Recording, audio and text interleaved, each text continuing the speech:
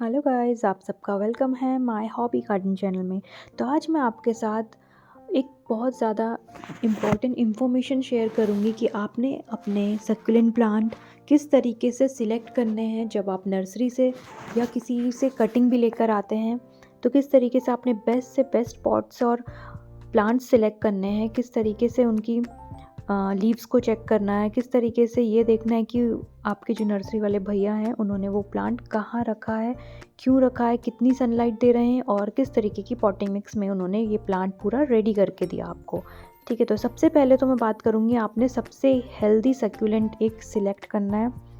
आपने उसमें चेक करना है कि कहीं से उसकी कोई भी स्टेम हल्का सा प्रेस कर सकते हैं। अगर कहीं पे आपको दिखता है स्टेम को प्रेस करिए, अगर वो प्रेस हो रही है, सॉफ्ट लग रही है, सॉगी लग रही है, तो आपने उस तरीके के सक्यूलेंट्स नहीं रहना है। चाहे आपको वहाँ पे माली भैया बोलें कि आप ले लीजिए, घर जाके सही हो जाएगा, अभी ये अभी वो सब नहीं सुनना है। आपने सबसे ज़्यादा हेल्दी प्लांट लेना है जिसकी स्टेम काफ़ी मोटी हो।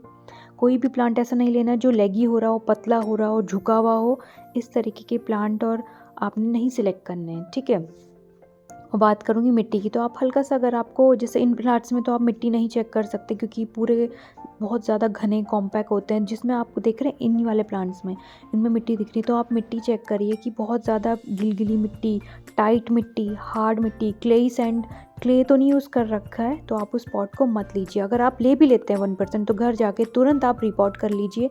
एक हेल्दी सेक्युलेंट मिक्स सॉइल प्रिपेयर करने के बाद ही इसको अपने गार्डन में ऐड करिएगा, क्योंकि अगर आप चिकनी मिट्टी में इसको लगा के रखेंगे तो ये कुछ दिनों में डेड हो जाएगा। फिर आप लोग कहते हैं कि सक्यूलेंट नहीं चलते हैं। हम लोगों के सक्यूलेंट तो नहीं चलते हैं, आपके कैसे चलते हैं? तो सक्यूलेंट की यही है कि आपने उसको अपनी मिट्टी और अपनी पॉटिंग मिक्स में तुरंत रेडी कर लेना है। क्योंकि गार्डन में जो ये माली भैया लोग होते हैं, नर्सरी वाले, ये लोग उसमें काफ़ी हार्ड मिट्टी रखते हैं क्योंकि ये लोग तो डेली पानी देते नहीं हैं, इनको ट्रांसपोर्ट भी करना होता है, तो इसीलिए ये इसमें हैवी मिट्टी डाल देते हैं, जिसके कारण हम जब घर लेके आते हैं हमारे सक्यूलेंट्स 2 से 4 दिन या महीने भर में डेड हो जाते हैं। तो मैंने जो पॉट साइज़ सिलेक्ट किए हैं, ये देखिए, इस तरीके के आपने पॉट और प्लांट सेलेक्ट करने जिसमें 2 से 3 से 4 5 प्लांट, अच्छे हेल्दी प्लांट उगे हुए हों। क्योंकि सिंगल प्लांट ऐसा होता है कि हो सकता है वो मदर प्लांट हो, डेड हो जाए 1 साल बाद, 2 महीने बाद।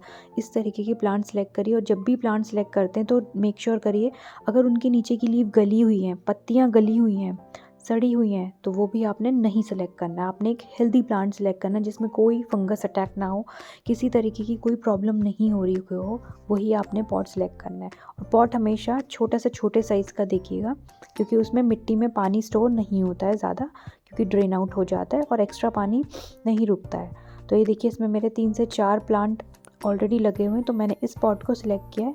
तो मैंने ये आपको दिखाने के लिए सिलेक्ट किया कि आप इसमें देख रहे हैं सड़े पत्ते हैं। आपने इस तरीके का पॉट वहाँ पे नर्सरी में नहीं सिलेक्ट करना। अगर पत्तियाँ भी काली काली हो रखी है टिप में, तो इस तरीके का पॉट भी आप घर लेकर मत आइए। ये डेफिनेटली कुछ टाइम बाद, 1 महीने बाद, 4 दिन बाद, 2 दिन बाद डेड हो जाते हैं, क्योंकि इनमें फंगस अटैक होता है।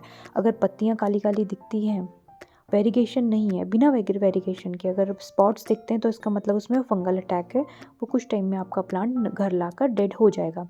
पत्तियां इस तरीके से नीचे से सड़ी गली हैं, तो उन प्लांट्स को भी अवॉइड कीजिए नर्सरी से बाय करना। आपने एक हेल्दी स्टेम, हेल्दी रूट्स, एक हेल्दी प्लांट सेलेक्ट करना है। और कटिंग वाले प्लांट आप मत सेलेक्ट करिए, हो सके कि वही लीजिए जिनमें ऑलरेडी रूट्स अच्छी खासी डेवलप हो। रूट्स तो आप नहीं चेक कर सकते, बट कभी कभी पॉट के नीचे से रूट्स निकल आती हैं, तो आप कोशिश करिए उन पॉट्स को लीजिए। और 2 से 3 प्लांट अगर एक प्लांट में लगे तो उन्हीं को सिलेक्ट करिए। बाकी अगर आपको इन्फॉर्मेशन दी गई काफ़ी अच्छी लगती है तो प्लीज़ लाइक शेयर ज़रूर करिएगा, और मेरे चैनल को सब्सक्राइब करे बिना प्लीज़ मत जाइएगा। आपका प्यार और मोटिवेशन मुझे और ज़्यादा हैप्पी कर देता है जब मैं आपके लाइक्स और कमेंट्स देखती हूँ। Thank you so much for watching my videos guys.